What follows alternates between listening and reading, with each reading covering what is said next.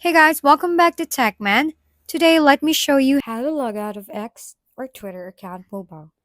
If you're looking to log out of your X or formerly known as Twitter account on mobile, here's a simple step-by-step guide to help you out. It's not exactly hard, it's just a little hidden in the settings. Start by tapping your profile icon in the top left corner to open the side menu. Once you're there, scroll all the way down until you see Settings and Support, then tap on Settings and Privacy.